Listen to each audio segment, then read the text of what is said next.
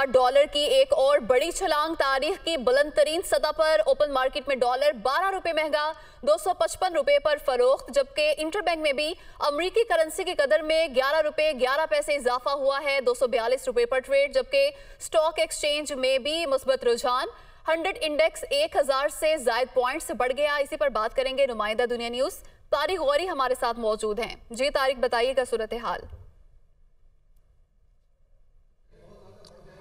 कई दिनों से ये बात कही जा रही थी कि हुकूमत इस वक्त ज़र मुबादा ज़खायर में जो एक खातिर ख़्वाह कमी हो चुकी है, इसके अलावा जो फ़ॉरेन डायरेक्ट इन्वेस्टमेंट में भी कमी हुई है और तरसीलात ज़र जिसका एक बहुत बड़ा चंक होता है, $30 बिलियन से ज़ायद की तरसीलात ज़र पाकिस्तान में आती है।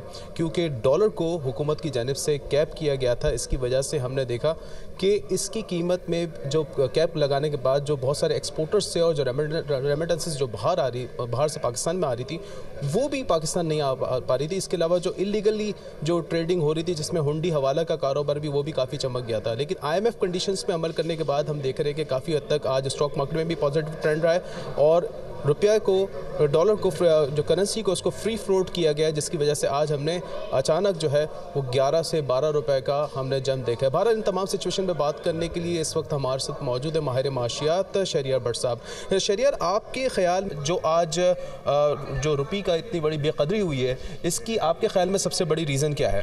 देखिए, एज वी ऑल नो कि पाकिस्तानी मईशत इस वक्त अपनी तारीख के बदतरीन बहरान से दो चार है और सब ने यही एडवाइस किया था कि आप IMF के प्रोग्राम में जाएँ और IMF की मेन कंडीशन यही थी कि आप अपने जो रुपया है उसको मार्केट फोर्सेस के ऊपर छोड़ें। फिर पाकिस्तान के ऊपर, जो हुकूमत पाकिस्तान के ऊपर इंटरनल प्रेशर बहुत आ रहा था, सारे इकनॉमिस्ट और सारी पॉलिटिकल पार्टीज यही चाहती थी कि किसी तरह से डॉलर को मार्केट फोर्सेस के ऊपर छोड़ा जाए ताकि जो कंटेनर 2000 से ज़ायद फंसे हुए हैं हमारे पोर्ट से वो रिलीज़ हों। फिर हवाला हंडी के जरिए, जैसे आपने बताया कि बाहर से रेमिटेंसेस आ रहे थे, वो उनका रास्ता रोका जाए। तो गवर्नमेंट ने बिलाकर मजबूर होकर डॉलर को फ्री किया, जिसके असरात आप देख रहे हैं कि आज इंटरबैंक में एक काफ़ी ज़्यादा डॉलर बढ़ा है और थोड़ा मतवक्को है कि थोड़ा और बढ़ेगा, लेकिन फिर उसके बाद इवेंचुअली एक जगह रुक जाएगा।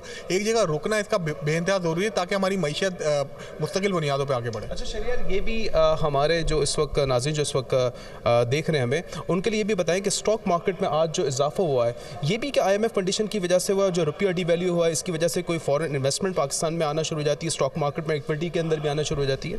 जी यकीनन, आप देख रहे हैं कि पाकिस्तान स्टॉक मार्केट का इंडेक्स पिछले दिनों काफ़ी ज़्यादा नीचे आ गया था। अगर मैं लास्ट वीक की बात करूँ तो 1900 से ज़ायद पॉइंट्स गिरे थे और जुलाई 2020 के बाद पहली बार ये मौका था कि 39,000 इंडेक्स भी ब्रेक कर दिया था।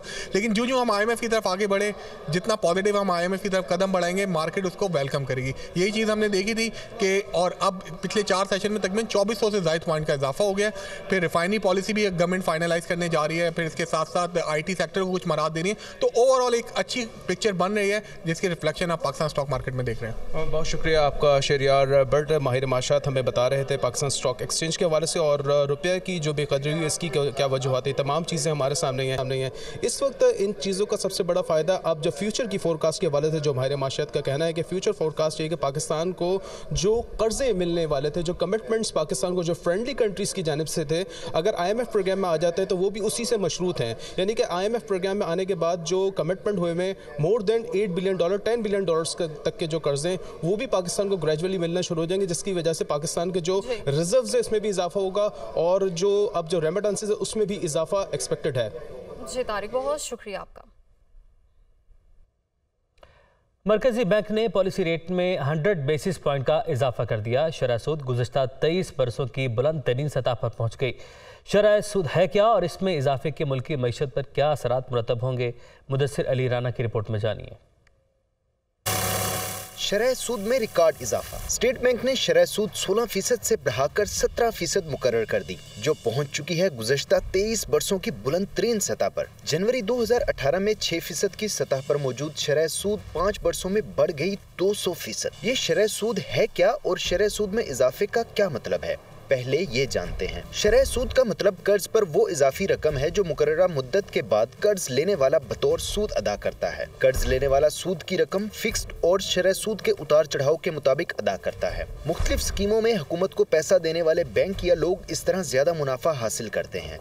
इस इकदाम से हुकूमत के पास वक्ती तौर पर बैरूनी करेंसी और लोकल करेंसी में पैसे जमा हो जाते हैं, जिसको हॉट मनी कहा जाता है। शरह सूद बढ़ाने का मकसद महंगाई को रोकना होता है। शरह सूद बढ़ने से लोग बचत करते करते हैं और बैंकों में रखवाए गए सरमाया पर ज्यादा मुनाफा हासिल करते हैं।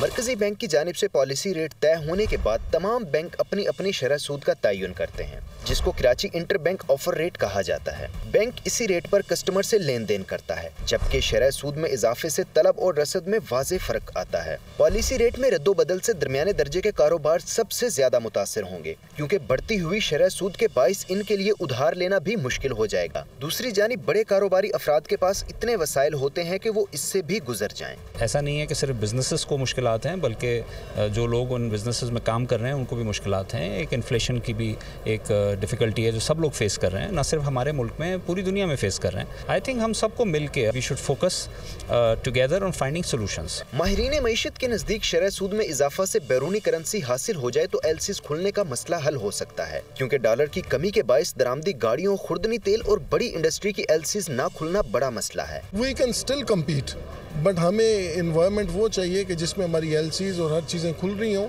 और तमाम लोग इजीली काम कर रहे हैं, और यही लेबर और यही कंपनियां आपको इंशाल्लाह अगले 3 साल में 10 से 15 अरब डॉलर के एक्सपोर्ट देंगी। माल कराची पड़ा हुआ है पोर्ट पे, तो डॉक्यूमेंट्स ही नहीं है। बैंक डॉक्यूमेंट्स देंगे तो माल मिलेगा। माल तो आए हैं, कई जगह तो जहाज़ खड़े हुए हैं पानी में, उनकी एलसी ही नहीं है। माहिरीन का कहना है कि मैन्युफैक्चरर्स या सरमायाकार कर्ज लेकर फैक्ट्रियां चलाते हैं। शरह सूद बढ़ने से पैदावारी लागत में इजाफा होता है, जो न सिर्फ सार्फिन को मुंतकिल होता है बल्कि अखराजात में कमी के लिए फैक्ट्रियों में अफरादी कुव्वत में भी कमी लाई जाती है, जिससे मुलाजमत के मौके में कमी का खदशा भी होता है। पाक भारत मुज़ाकरात के बारे में तर्जुमान दफ्तर खारजा का कहना है कि पाक भारत मुज़ाकरात की बातों में कोई हकीकत नहीं है। पाकिस्तान और भारत के दरमियान इस वक्त कोई बातचीत नहीं हो रही। तर्जुमान दफ्तर खारजा की जानिब से ये वाज़ेह किया गया है। शंघाई ताउन तंजीम के काउंसिल ऑफ फॉरेन मिनिस्टर्स इजलास की मेज़बानी भारत कर रहा है। भारत की जानिब से दिए गए दावतनामे का जायज़ा लिया जा रहा है। तर्जुमान दफ्तर खारजा का ऐसा बताना है। इजलास में शिरकत के हवाले से सोच विचार के बाद फैसला किया जाएगा। वज़ीर-ए-आज़म के मुआविन ख़ुसूसी मलिक अहमद खान प्रेस कॉन्फ्रेंस कर रहे हैं। फैक्ट्स क्या हैं? इलेक्शन कमीशन की अपॉइंटमेंट, चीफ इलेक्शन कमिश्नर की अपॉइंटमेंट पीटीआई की गवर्नमेंट में कंसेंसस के साथ, आप सब ये जानते हैं, ये एक एडमिटेड सबके सामने की बात है कि सिकंदर सुल्तान राजा साहब को चीफ इलेक्शन कमिश्नर पीटीआई की गवर्नमेंट में तैनात किया गया। कंसेंसस इवॉल्व हुआ, उस पर इस नाम पर इत्तफाक किया गया, और मैं अपॉइंटमेंट के वक्त के उनके जो मैंने पीटीआई की उस वक़्त की पॉलिटिकल टीम की प्रेस की डिटेल्स हैं मैंने आज देखी सुबह, तो इन सब ने बड़ी तारीफ़ की उनकी, सब ने बड़ा वाज़ेह और दो टोक का कि एक बड़ी अच्छी अपॉइंटमेंट है। फिर उसके बाद 2 वाक़यात होते हैं। एक वाक़या डस्का इलेक्शन का है और दूसरा वाक़या इलेक्ट्रॉनिक वोटिंग मशीन्स ईवीएम्स की लेजिस्लेशन का था। अब इनकी उस ईवीएम्स की लेजिस्लेशन के वक्त पीटीआई के कुछ लोगों की स्टैंडिंग कमेटीज़ की प्रोसीडिंग के दौरान कोई नाचाकी हुई और उसके बाद कोई नोटिसेज आए, और वो नाचाकी भी इसी तरह की थी। तब भी इलेक्शन कमीशन के लोगों को थ्रेट किया गया और उनको कमेटी प्रोसीडिंग के दौरान बदतरीन तरीके से हरासा किया गया और उनको ये कहा गया कि ये कौन होते हैं, कानून तो हमने बनाना है। आप सबके हाफजे में होगा, अगर नहीं है तो मैं आपको वो वाक़यात याद करवाने के लिए just for a quick memory की बात कर रहा हूँ। उसके नतीजे में फिर इनकी एक डायट्राइब स्टार्ट हुई। ये बाहर आके बैठे, इन्होंने आके फिर इलेक्शन कमीशन के ख़िलाफ़ एक मुनज़्ज़म कैंपेन का आगाज़ किया, जिसमें इनके वफाकी वज़रा थे, जिसमें इनके पार्टी के सीनियर लीडर्स थे, जिन्होंने आके इलेक्शन कमीशन के ऊपर एक नाजायज़ तरीके से कैंपेन का आगाज़ किया। इलेक्शन कमीशन का उस वक़्त मौक़िफ़ जो था वो बड़ा वाज़ेह था कि वो इसकी प्रैक्टिसिबिलिटी के ऊपर एतराज़ कर रहे थे कि जो ये लॉज बना रहे हैं, एक लॉ जो ये कहते थे कि फ़ॉरेन ओवरसीज़ वोटिंग का है और दूसरा लॉ ये कहते थे कि इलेक्ट्रॉनिक वोटिंग मशीन्स का है। तो उस पर इलेक्शन कमीशन ने कुछ 36 के करीब पॉइंट बताए, जिसके साथ उन्होंने ये कहा कि ये इतने अरसे के अंदर हो नहीं सकता, और साथ उन्होंने ये कहा कि अगर इसको हम इन्वोक कर देंगे, ये लॉ की प्रोविजंस आ जाएंगी, तो इसकी प्रैक्टिसिबिलिटी यानी इसके ऊपर अमलदारी जो है वो मुमकिन नहीं होगी। और उसके उन्होंने वो 36 या 37 नकात दिए, आप सबके हाफजे में होंगे। और एक एक नुक्ते के ऊपर फिर सेर हासिल बहस हुई, कई टॉक शोज उसके ऊपर मुनक्किद हुए, कई फोरम्स पर उसके ऊपर बात हुई और अमूमी तौर पे ये माना गया कि इलेक्शन कमीशन का मौक़िफ़ दुरुस्त था। इस पर उन्होंने इनके खिलाफ उस वक्त भी एक कैंपेन की, तब इलेक्शन कमीशन को एक्ट करना चाहिए था। मेरा ये ख्याल है कि तब इलेक्शन कमीशन ने खाली कंटेम्प्ट के नोटिसेस जो दिए वो नाकाफ़ी थे। जब आप थ्रेट करते हैं किसी को, जब आप एक क्रिमिनल इंटेंट के साथ थ्रेट करते हैं, जब आप कहते हैं किसी पब्लिक फंक्शनरी को, जब आप कहते हैं कि मैं आपके घर तक जाऊंगा और मैं आपके बच्चों को नहीं छोड़ूंगा, आप मुझे इसका मतलब बताएं। क्या ये जुर्म जो है ये जमहूरियत है? क्या किसी को धमकी देना जमहूरियत है? आपका एतराज़ क्या है? आपका एतराज़ ये है, इमरान खान ये एतराज़ कल कर रहे थे, मैंने उनकी स्पीच सुनी, उनका कल ये एतराज़ था इमरान का, वो कह रहे थे कि इलेक्शन कमीशन हमारे खिलाफ फैसले देता है। अब इलेक्शन कमीशन के फैसले तो दो ही इनके खिलाफ आए। एक फैसला उनका इलेक्शन कमीशन का, मैंने जैसे आपसे पहले अर्ज़ किया, डस्का का इलेक्शन था, वो एक पूरी तारीख है। वो डस्का का इलेक्शन फैसला सिर्फ इलेक्शन कमीशन का नहीं है। उस डस्का के फैसले पे, इलेक्शन के फैसले पे सुप्रीम कोर्ट ऑफ पाकिस्तान ने भी उसको वापस भेजा और एक रीपोल कराया। मैं आपको उन तारीखों की, अखबारात की तफसीलात देता हूँ जिसमें आप देखेंगे कि इन्होंने सुप्रीम कोर्ट के ऊपर भी यही एक अंदाज अपनाया, उनको भी धमकियां दी। सुप्रीम कोर्ट को कहा कि बायस है, सुप्रीम कोर्ट को कहा कि ये लॉबसाइडेड है, सुप्रीम कोर्ट को कहा कि यहाँ पर इंसाफ का कत्ल हुआ है। यानी जो फैसला मेरे हक में आए, तहरीक इंसाफ के और इमरान खान के हक में आए, वो फैसला काबिल कबूल, और जो फैसला उनके खिलाफ आए वो शख्स मुल्क दुश्मन भी है, वो शख्स मुल्क का गद्दार भी है, वो शख्स इंसाफ का कत्ल भी करता है, भले से वो सुप्रीम कोर्ट हो, भले से वो इलेक्शन कमीशन हो। अब डस्का के इलेक्शन में पाकिस्तान की तारीख की बदतरीन धांधली इमरान की गवर्नमेंट में, इमरान वजीर आज़म थे और उनके जो उस्मान बुज़दार थे वो उस वक्त वहाँ पे वजीर आला थे। वजीर आला के उनके प्रिंसिपल सेक्रेटरी थे ताहिर खुर्शीद, और ताहिर खुर्शीद उस ऑपरेशन के इंचार्ज थे। एक इलेक्शन जो उनके दामाद जीते, ये तहरीक इंसाफ को पंजाब में कुछ दामादों की बड़ी हमायत हासिल है।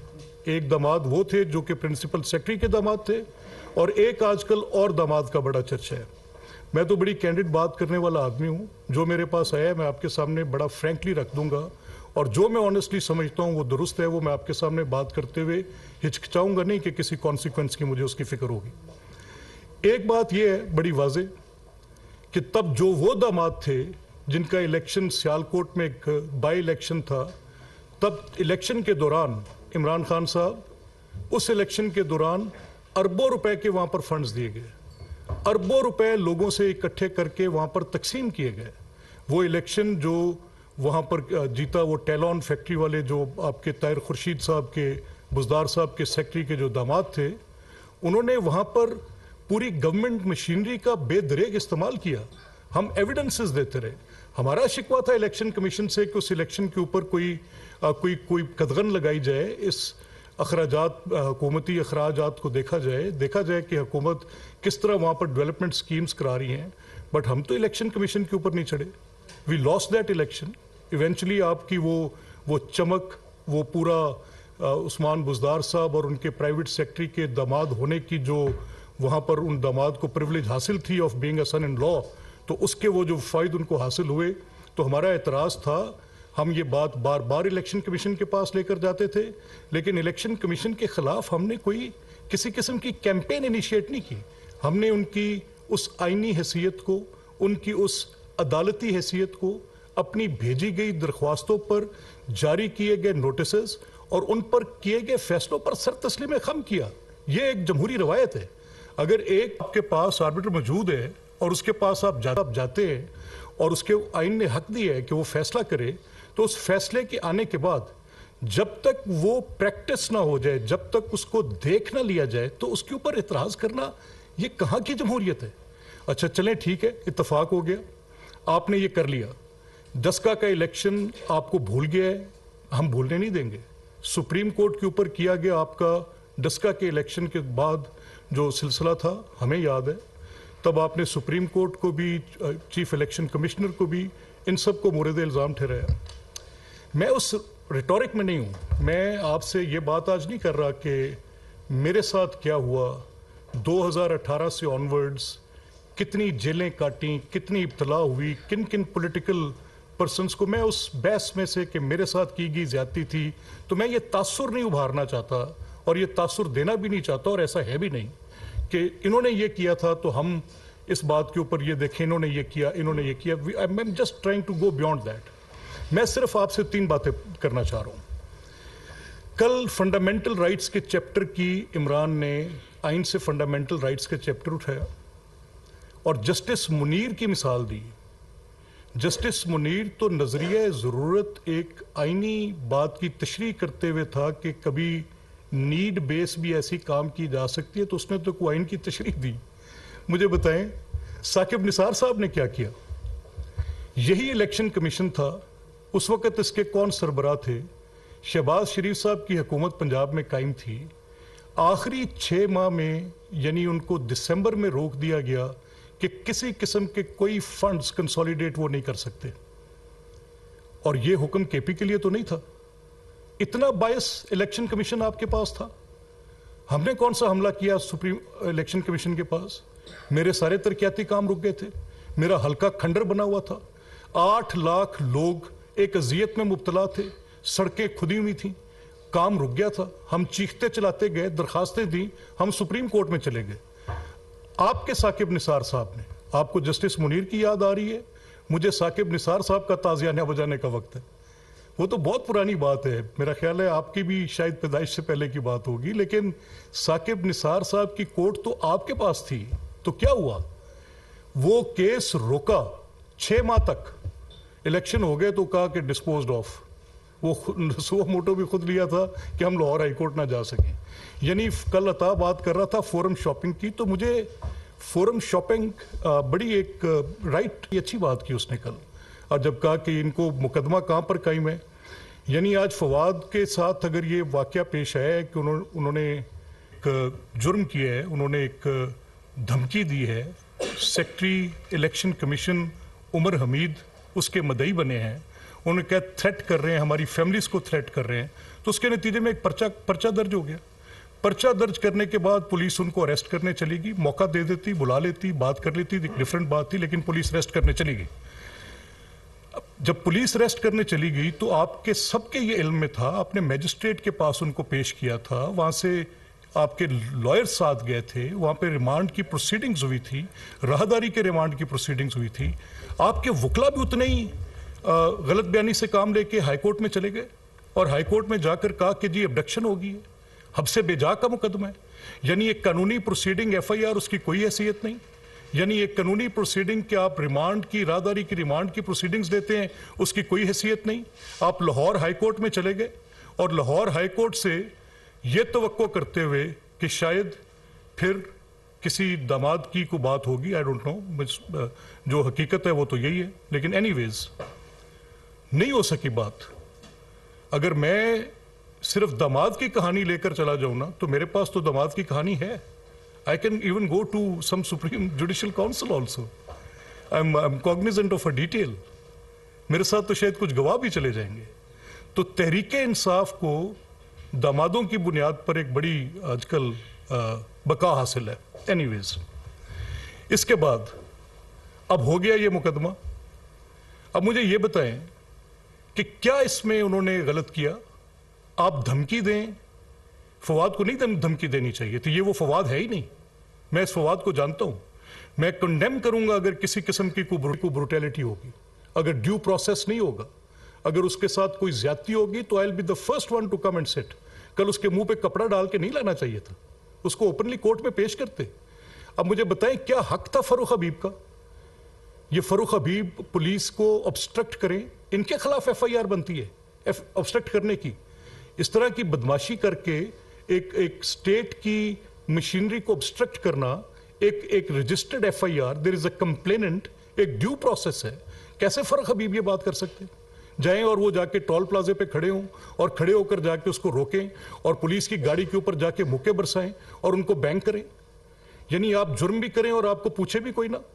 आप लोगों को कत्ल करने की धमकियां दें, उनके घरों में घुस के उनको मारने की धमकियां दें। बायस आपका ये हो कि आपके खिलाफ फैसले क्यों आते हैं और फैसले कैसे आते हैं। चले करंट इशू ऑन हैंड्स ले लें, मोहसिन नकवी की अपॉइंटमेंट ले लें।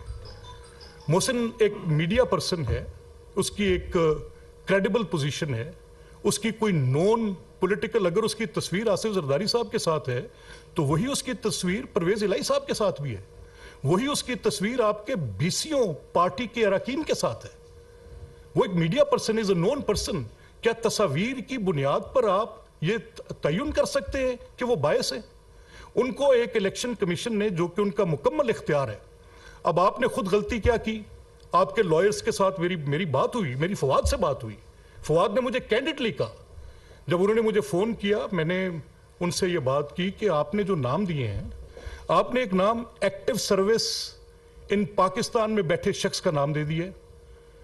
दूसरा मैंने कहा आपने जिनका नाम दिया है वो भी समहाउ रिफ्यूज कर गए। आपने ये जो दो नाम दिए हैं ये तो कंसिडर नहीं हो सकते। जब ये कंसिडर नहीं होंगे तो इनकी अपॉइंटमेंट कैसे हो सकती है? कैसे chief election commissioner? There was nobody else. हमारा से भी ये गलती हो गई थी। हमने आहद का नाम दिया जो कि भी कूलिंग ऑफ पीरियड पूरा नहीं हुआ था, 2 साल उनको रिटायर हुए नहीं हुए थे। वो उनकी एक नॉन पोजीशन थी, वो हमारी कैबिनेट के अंदर एडवाइजर है। वो नाम जो हमने दिया तो उस पर हमारे ऊपर भी ये एतराज आया कि आपने भी पूरा होमवर्क करके नहीं दिया। अब इनके जो वो नाम थे उसमें अहमद नवाज सुखेरा साहब बड़े क्रेडिबल आदमी है, बड़े अच्छे आदमी है, कोई शक नहीं है, मेरी उनसे जाती न्याजमंदी है, बड़े खानदानी आदमी है, लेकिन he is an active service of Pakistan. और अगर एक्टिव सर्विस ऑफ पाकिस्तान में बैठे हैं, उनकी इमरान खान साहब से भी बड़ी अच्छी ताल्लुकदारी है, कुछ ढकी छुपी बात नहीं है। उन्होंने 3-4 साल उनके साथ बड़ी इंपॉर्टेंट पोजीशंस पे काम किए।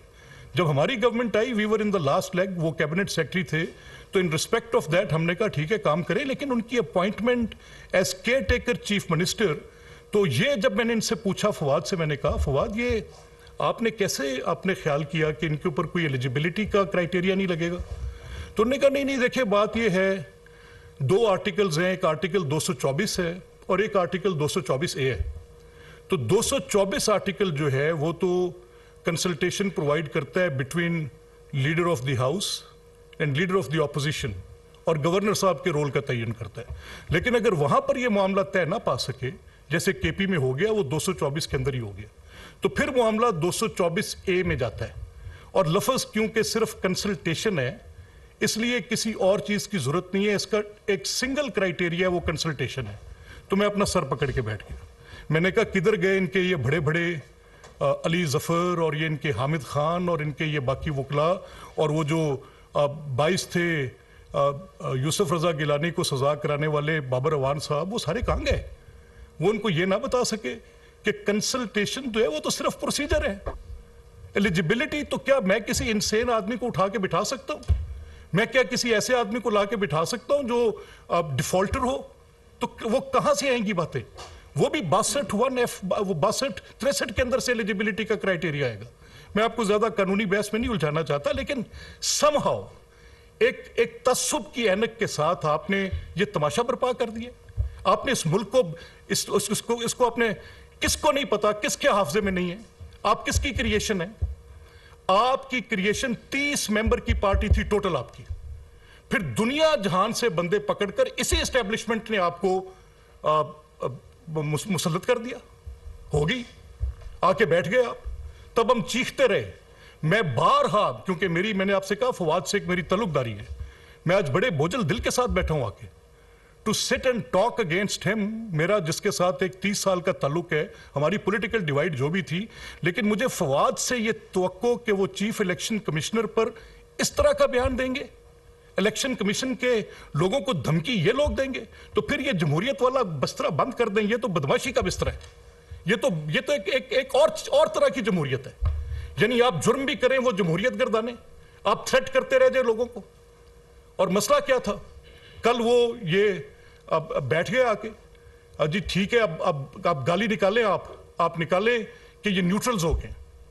जिसकी पब्लिक पोस्चरिंग इतनी विजिबल हो, जिसकी पब्लिक पोस्चरिंग इतनी रिफ्लेक्टिव हो, जिसकी पब्लिक पोस्चरिंग में ये बात बड़ी दो टोक हो, न्यूट्रल होने का ताना क्या था?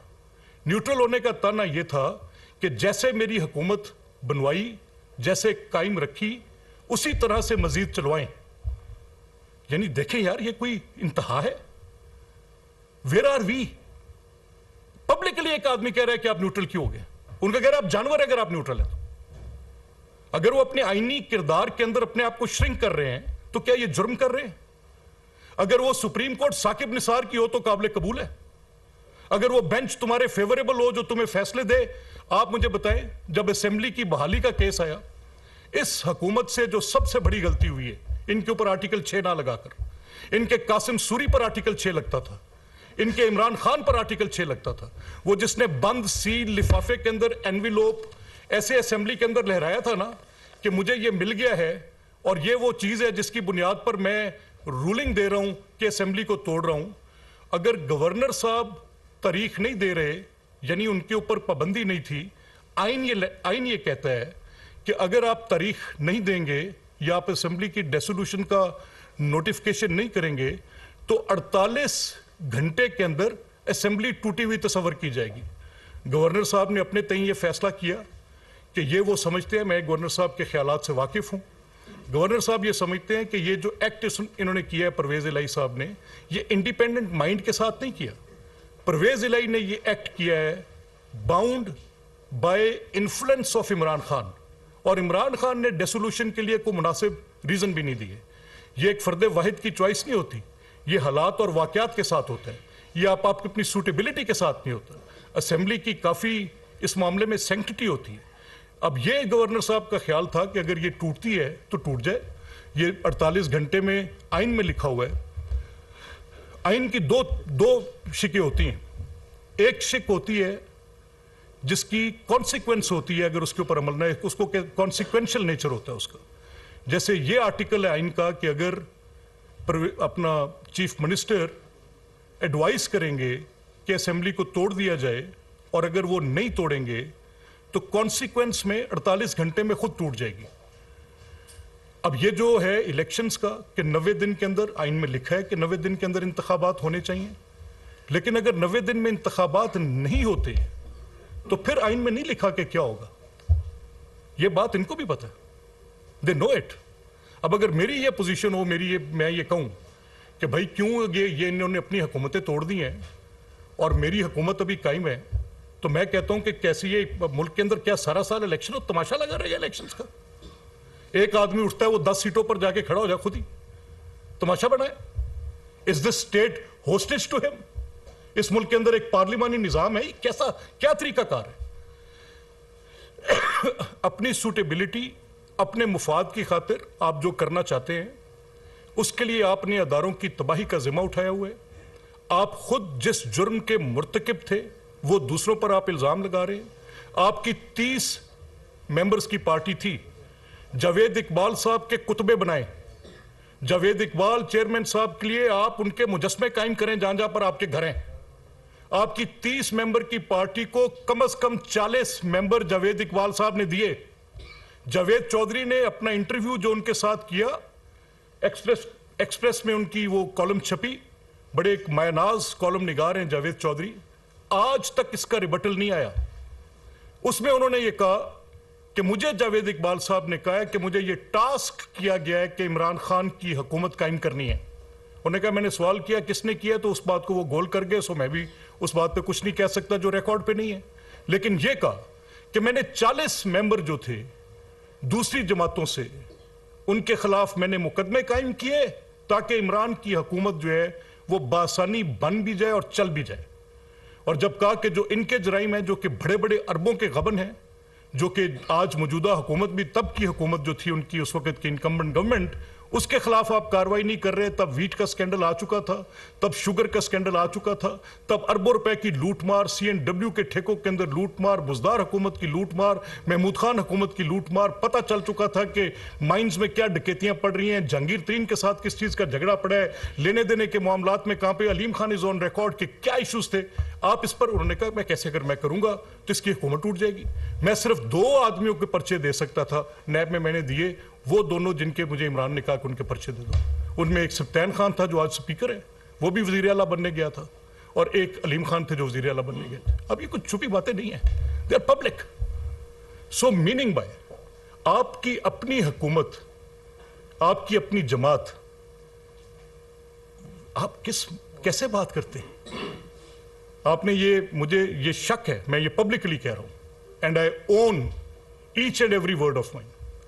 जब ये फैसले आए, मुस्लिम लीग को कोई रिलीफ मिलना शुरू हुआ, मुस्लिम लीग के लोगों को, तो एतजाज एहसन साहब आ गए। अगर हम एतजाज एहसन पर तनकीद कर सकते हैं तो फिर हमें किसी और पर तनकीद करते हुए कोई बोझ नहीं होगा। जब उन्होंने आकर कहा कि ये फैसले तो जनरल बाजवा के कहने पे मिलते हैं, उसके बाद आपके आगे अगर वो अदालत फैसला दे तो वो जनरल बाजवा के कहने पे देगी, कमाल होगी। फिर आपके आजम स्वाति आ गए, वो आके कहे कि ये जज साहब जो फैसला दे रहे हैं इनको जनरल्स डिक्टेशन देते हैं तो ये फैसला देते हैं। यानी मुझे कोई फैसला जो झूठे मुकदमे आपने बनवाए, बनाने वाला कह रहे झूठे हैं। जावेद इकबाल अपने इंटरव्यू में ये तस्लीम कर रहे हैं चेयरमैन नैब साहब का कि मैंने झूठे मुकदमे कायम किए, सिर्फ मुस्लिम लीग की पार्टी को तोड़ने के लिए कायम किए। तो sir, where do we stand?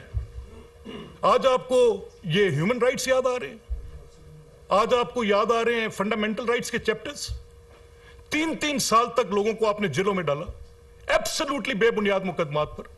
कोई करप्शन का केस नहीं मिला तो लोगों के जाती कारोबार उठाकर क्या क्या गुनाह था सुलेमान के कारोबार का, मुझे बताएं। आज वो ऑर्डर्स पढ़ के आप देखें, जो शहबाज साहब का बेल ऑर्डर है वो तमांचा है पूरा इनके सिस्टम के ऊपर। हाईकोर्ट नहीं दिया है ना, तो वो उस ऑर्डर पे आपका एतराज था। मैं आखिर में अपनी बात को वाइंड अप करते हुए मैं ये सिर्फ बात कहूंगा, देखें, अगर तो आप ये समझते हैं कि एक आपने मकबूलियत की महराज हासिल की है, झूठी है।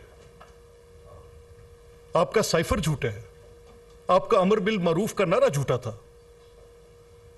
आपने जो बैरूनी साजिश की बात की, वो आपकी बैरूनी साजिश चलते चलते मोहसिन नकवी तक तो आ गई। यानी जैसे आपका दिल करता है, आप कहे पहले कहें वो डोनाल्ड लू